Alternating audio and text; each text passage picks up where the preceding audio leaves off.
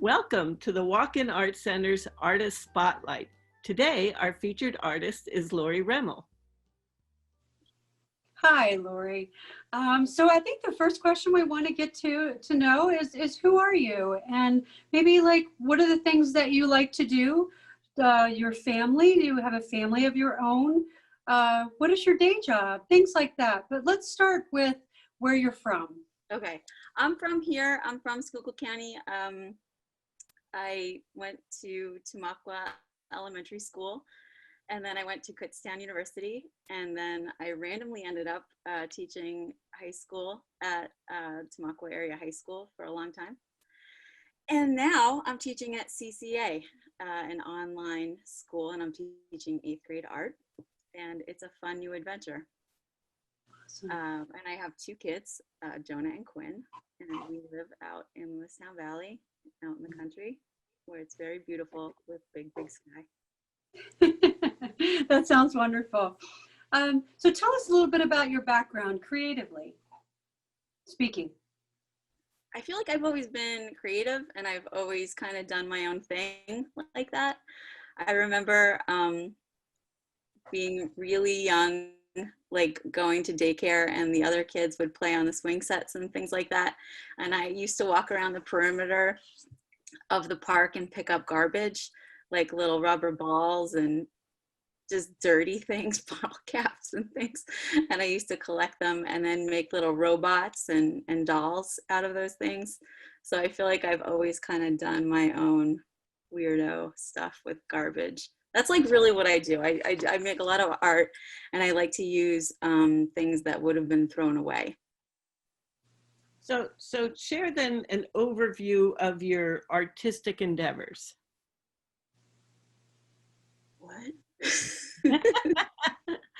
I mean, you said what you do is you like to take, use stuff, Yeah. but what kind of thing are you, what kind of collage? Like, well, in college, I fell in love with photography. So I really started out graphic design, photography. I did some illustration, I took like all those foundational classes. So really I can do all of it. But over the years, the thing that stuck, I think, is collage. I really like collage because I can take elements of my love of discard and garbage, and the idea of recycling and taking like ephemera, and I can transition it into art, but I can also apply photography to it. And it's also very designy, that like, I know that when you look at my art, sometimes it looks like it was just thrown together, but it's not just thrown together, it's calculated. There's balance. There's definitely a lot of thought that I put in my compositions. So I feel like you can see my graphic design background in my work like that. And that's why, and I know your work well. And with that, like, what is your favorite medium that you like to work with, and why? I like to glue paper onto more different paper. So I just like to take things that I find. I have a box. I should have the box. I have a box of very special little scraps that I have, and I'll break out the box. And well, I have color coded boxes of bigger scraps, but then I have the fine particulates, I call them, of very special little precious pieces that I'll throw in there when I'm feeling extra luxurious. So I like to adhere paper onto other papers and other things like string. I use a lot of white house paint. Sometimes I'll like feel like if something's looking too cluttery or clunky, I'll add some space on it. I do this thing where I kind of create like painterly orbits. So I'll take the white house paint and I'll just like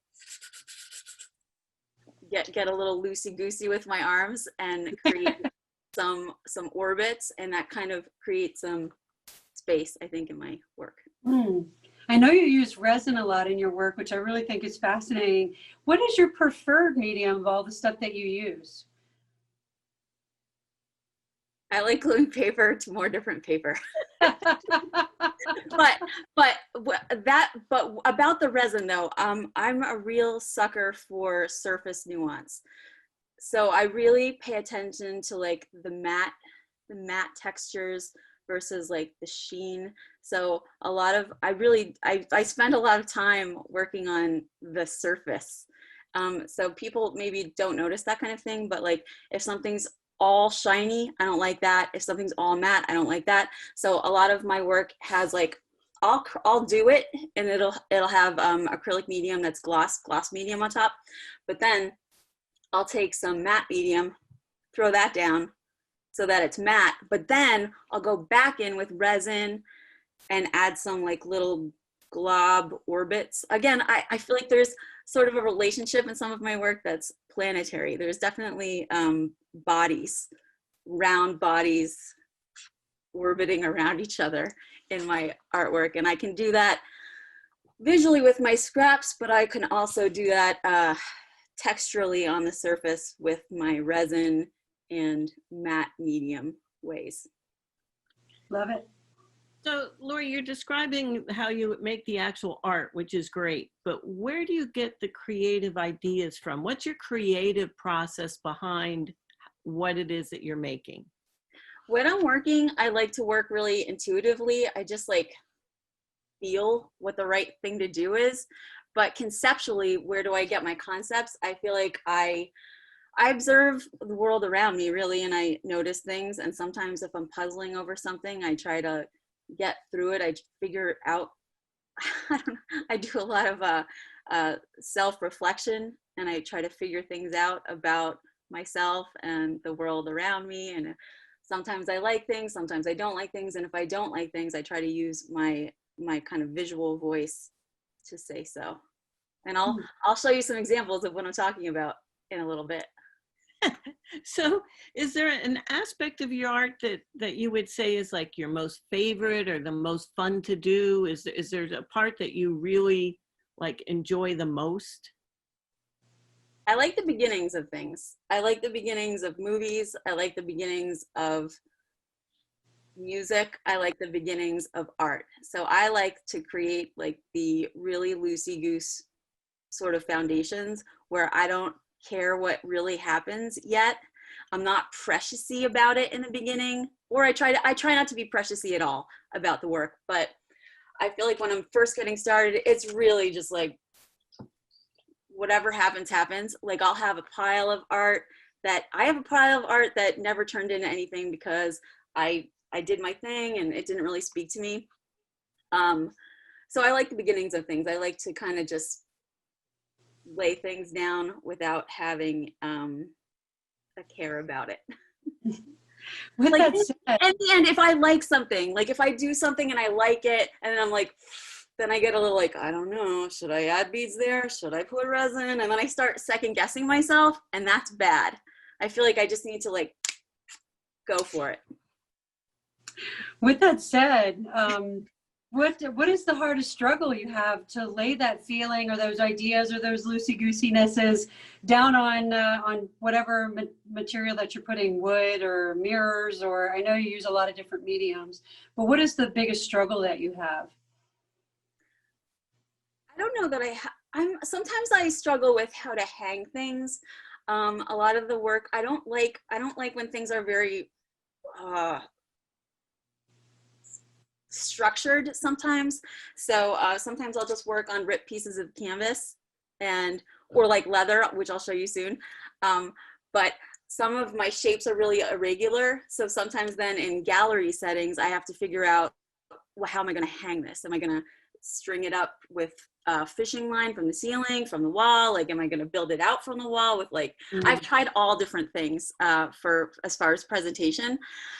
But another struggle that I have, I think, is like marketing myself and trying to be the most authentic human and artist that I can without thinking about the marketing and without feeling like I'm tallying likes and kind of assigning value to my artwork through those sorts of things. It's tough, you know, you post something on Instagram and you only get 7 likes and you think, that's not very good art. But then I'm like, no, it is. This is what I am. So I feel like I struggle with that kind of thing, the marketing. Yeah. So as far as inspiration, I know that you say, you know, whatever gets under your skin, or I'm sure, I know you've seen a lot of your art when you have gardens. You definitely show your gardens through your work in so many creative ways. But how do you come down to your creative process, your inspiration? How do you come about that? I feel like I have like several back burners of information going on in my brain. So I'll be working on a series, like a few series at one time. And so I sometimes I'll have like a little like kernel of a thought, and I'll like kick that around for a while. But while I'm finishing this other thing, and while I'm there's a whole lot going on. But I feel like it starts with like a small grain of inspiration, and then I try to puzzle over how I can visually illustrate that, and how it would be fun to do. And sometimes it's just whatever materials I have around. Like, so somebody donated to me a big stack of copper plates. And so that has become inspiration for, I'm going to do something about mythology, like Greek and Roman mythology, and the idea of just like goddesses and things like that. But that was kind of inspired by the sheen of the copper and thinking about that sort of thing. But then other times it's just sort of like I made these cosmos flag sort of situations, and then I thought, what am I going to put these on? And I decided to do leather. So I ordered actually a whole cow like hide, and then I cut it apart, and then I applied my ingredients to the pieces of leather, and I kind of made my own versions of the American flag. So I'll show you those in a little bit. Wow. Something to look forward to. I haven't shown them to anybody yet. Ah, it's exciting. All right. So, Laura, you said that even when you were in daycare, you would pick up little bits and pieces and make things out of it. At what point did you realize that you were an artistic creator? I just feel like I always have been, but maybe the first time I think I ever felt proud enough of myself to assign the label artist to myself was probably in elementary school. I had a teacher, her name was Mrs. Cleese, and she called me her carousel girl because I always, I helped her draw these carousel horses for a chorus concert or something. But anyway, that was when she was like, oh, you're an artist. And I was like, am I? Cool. And that's sort of the first time that I was like, yeah, I am an artist. And then even still, in elementary school and even art school, it was kind of like, well, am I an artist? I don't know. What does it mean to be an artist? Am I an artist because I make things, or I have to have a studio to be an artist? So then fast forward many, many years, me joining up at the Walk-In Art Center where I had a studio. And that's when I was like, boom, I'm an artist, baby. I've always been an artist, but now I have a studio to do it. So where do you anticipate your art taking you in the future? What do you think is coming up for you down the road? Hopefully some big opportunities. If any of y'all would like to have me in your galleries, I would love to be part. I'm just doing my thing. I mean, I do feel like sometimes I get in my head about marketing, and I try really hard to apply for shows and try to get myself out there like that. But then other times I'm really just focused on the making. So I think it's hard for me to balance the business of art and the trying to make money and the marketing with like the just organic raw process of like self-expression. So I definitely struggle with that, and I would love for it to be easier to get myself out there somehow. So beyond your artistic outlook for the future, what other aspirations do you have?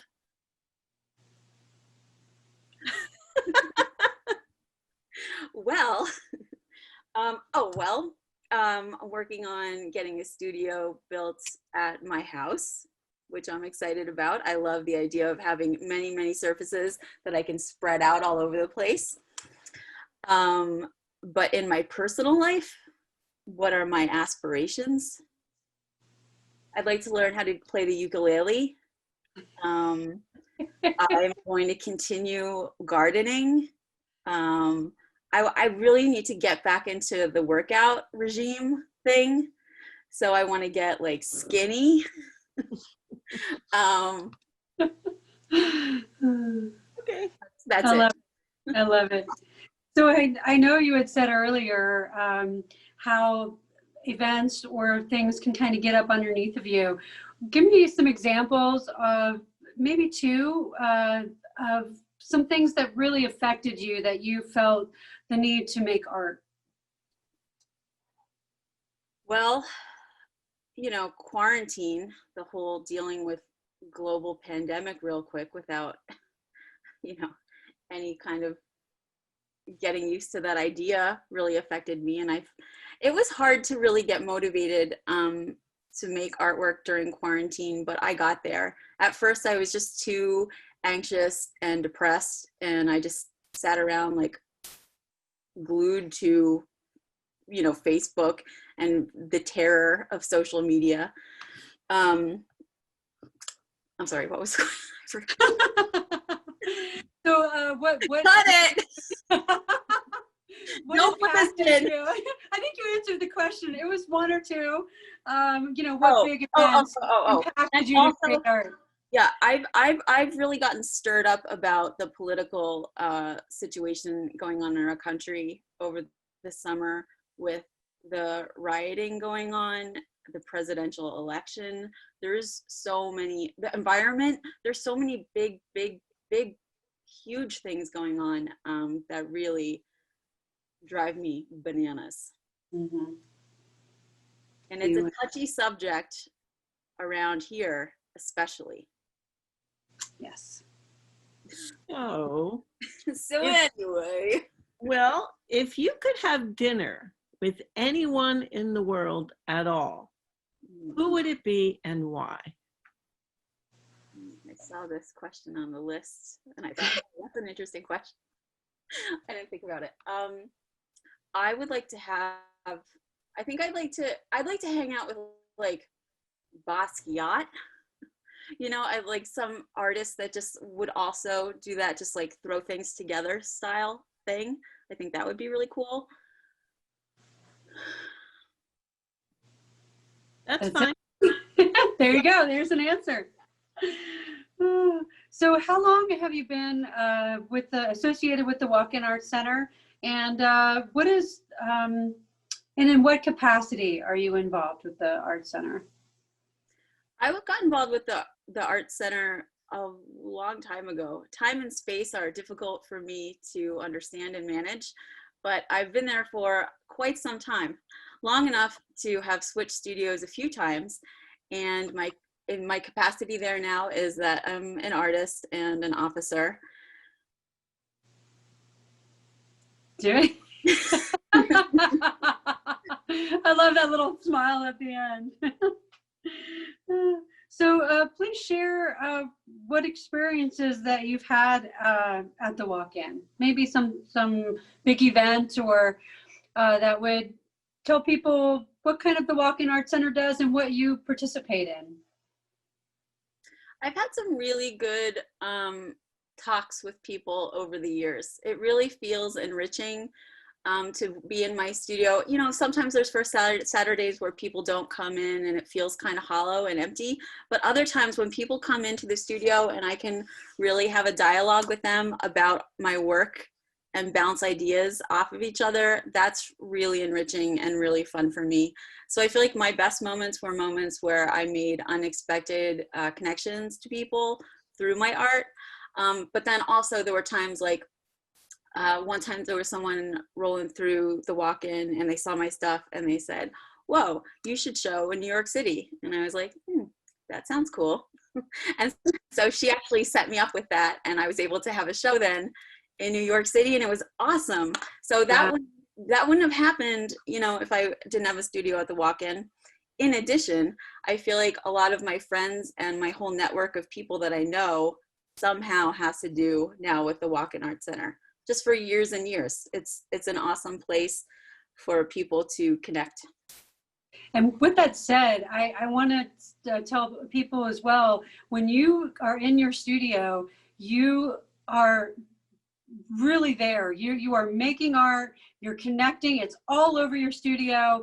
And I think having our open houses or our open studios are a great way for people to see you. It's kind of hard now in COVID, and that's why we're doing this. But I just want people to know, for you, I think that is a big draw for me, is to watch how you lay your art down publicly. Mm-hmm. Yeah. I feel like when I can get in it, I'm just in it. And it's like, I don't even pay attention much to what's going on. I just get in it. And that's like a fun place to be able to get to that place where I can really untether. And it's fun to watch. Just so you know, for people who come to the Walk-In, it's a big asset to see somebody in their studio working. So is there anything else that you would like to share with us that maybe we haven't asked you specifically about?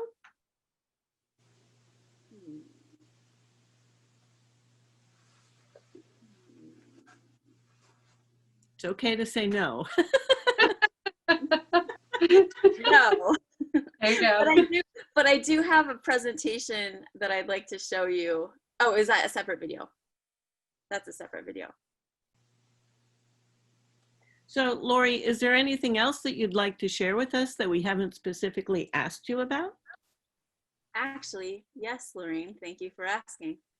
I did take the time to make a presentation about the art that I was making during quarantine. So I touched a little bit on quarantine and how tough that was. And I wanted to show you the art that I made during quarantine, because I started it before quarantine and then finished it during quarantine. But I feel like because of the nature of my concept, it got flipped on its head, and it really stretched me in lots of ways. So I'm going to share my screen and I'm going to show you my presentation at this time.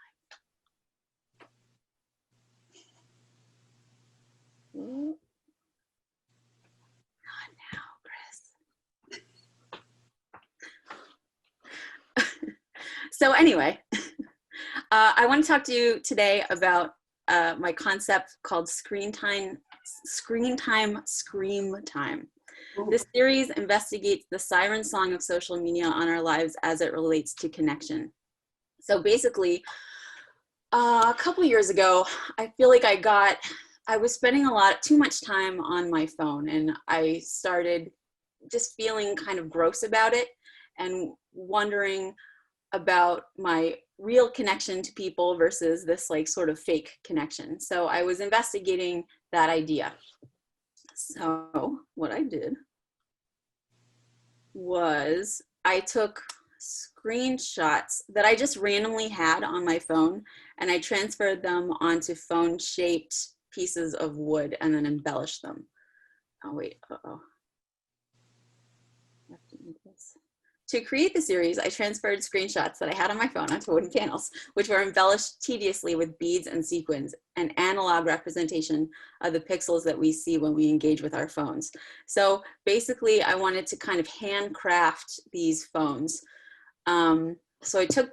First I added my painterly sort of orbits underneath, and then I transferred my images onto my phone cases. And then I spent so much time adding beads. And at first it was so boring, and it took so much time, and beads were all over the floor in my living room, and it was terrible. I wasn't looking forward to art then, but I just sort of felt like I needed to finish. But the act of my bead application was supposed to be boring. It was supposed to be tedious because I wanted it to reflect the time wasted on screens and fake connection. So my idea was, instead of being on a screen, I would take that time instead and just laboriously throw bead. And I did make a little vid so you could see my bead application. First, I would put down my glue, and then I would just bead by bead, just little teeny tiny beads all over the floor, getting stuck on our feet as we walk through the living room. Beads, sequins, anything small. I did some little gemstones and things like that. Anything that seemed precious-y. Whoa. And I wanted to make the images that were meant for transients permanent. So I screenshotted this bathing suit because maybe one day I would buy it. Oh yeah, I'll come back to that maybe sometime and buy that bathing suit. So I had it on my phone, just like screenshotted, and I just wanted to remember these little teeny tiny moments and take the things that were just so throwaway and not make them throwaway. Really have a real serious look at them. So I'm just gonna click through and show you some of them. Again, screenshots embellished with the beads and things like that. And I put beads all around the perimeter, like on the sides, but also on the faces of them. I wanted these phone cases to read like they were melty and handcrafted with love and evidence of handheld toil. So often they are when we're toiling on our phones. So you could see some more examples. So anyway, so I was going through adding these beads. My concept was, so my idea was social media bad, get off of your screens. They're terrible, they're rotting our brains, they're changing the way we think, and it's gross, it's bad, we shouldn't do it. And then global pandemic happened, and my concept was turned and flipped in March when we were forced to be inside and alone. And my screen became my comfort when I couldn't sleep. I used to do a meditation app when I couldn't sleep. I used to go through my favorite, Instagram comedians and watch them when I couldn't sleep. I used to order random things from Instagram ads when I couldn't sleep. So it was my way to also responsibly, access supplies and groceries. It was my entertainment and my news source. So this screen that I hated so much and I was trying to do less and less of now became my only window to the outside world. So it kind of really changed my subject, or the concept of my art. I leaned into the misery and the smallness of life in quarantine, and I began to crave the safety and the repetition of the art action in knowing that I would always have another bead to apply. So when I was first adding those beads, it was a pain in the neck and I didn't like to do it, but I was still just trying to do it. I just wanted to see it through, to completion. But as I was in quarantine, I was thinking, there's never going to be another time in my life where I have so much time to fill. I'm going to really try to lovingly really put these beads on. And I did. I grew to like it. And then when I was done doing all 26 or 27 pieces, I was sad. And I woke up in the middle of the night thinking, oh man, I really have a compulsion to just lay little tiny lines of beads on everything with glue. But it was comforting knowing that I always had another bead. And I kind of likened it to, as a mom, me trying to, find new ways of getting groceries that were safe and always having a supply of things. So that comfort in knowing that I had a supply of things helped me get by, I think. Here's just some more examples. Some of them are funny, some of them are serious. After I got done doing the image and the beads, then of course I put resin on them and I wanted it to look like the screens were sort of melting off of the wood. And then I added white paint because I felt like it looked a little too stark, and I wanted it to look, like I said, like hand toiled and waxy and kind of homemadey. And I wanted it to look a little soft, not so rigid. So my art action culminated with my life action when I deleted my Facebook, Snapchat, and my friends on Instagram as part of my straightened trajectory and quest for full authenticity and satisfying connection. So I decided the best thing to do is just to cut myself off from these things. And so I did. And I feel like a better human for it. Here's just some more examples. And looking back now, I feel like I'm happy to have had the luxury of screenshotting these silly transient moments of life with these people. You know, it wasn't so bad. Everything in moderation. After all, most of our moments are tiny little things that add up anyway. You get some good advice, you make some friends, you find connection in any way that you can. And maybe you look back and realize that life felt right around certain people and some people.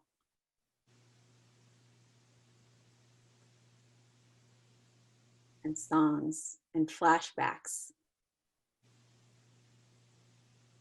and other art things, and the idea of who our friends are and adding friends and our story and how our stories kind of interact with each other. So this is kind of separate. Quarantine 2020 threw a lot of people for a pretty crazy loop, I think. And it's not only bad things. I know that a lot of people have struggled and a lot of people have suffered, and it's really unfortunate, but there have been also some good things. So I'm trying to kind of lean into those good things. I made these spoons. They're old spoons with my husband's teeth and some other little doodads and mirrors. And I just feel like 2020 is, you know, it's a hard year to swallow. But growth will happen if you can lean into those things. Get with my art action though. Even though social media is bad, some social media is okay. Like I still retain my Instagram account where you can follow me and see all of my art action in action at Lori Remmel art/art action. And that Very nice. my presentation. That was very nice.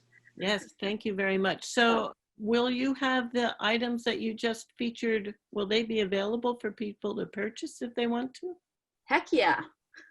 Okay. I think it's really important actually that people stop ordering things from Amazon and start supporting the real people that they know in real life, like your artist friends. So yes, of course, those things will be available. But also, I really quick want to take just a second to show you my newest Yeah. stuff. It's getting a little dark in my room, I'm sorry. But all right, so these are my flags. Wow. So these are, they're big pieces of leather with other Italian leather on them. And then I've also, of course, gussied them up with my ephemera. And this is actually resin with coal dust in it. I was thinking a kind of a mar on the American people, things that are going on in our country right now. Mm-hmm. Things that were beautiful and good, ruined, turned sour. So I just have loads. Well, I have like 7 of these that I've made. So all different concepts for each one, and they all kind of hinge on the idea of poor leadership. I know it's a sensitive topic, but it's super important to vote. All right. Well, thank you so very much. It was great learning more about you and your art, and thank you for sharing so much with us today. Sure. Yeah, thank you, Lori. All right. Bye. Bye.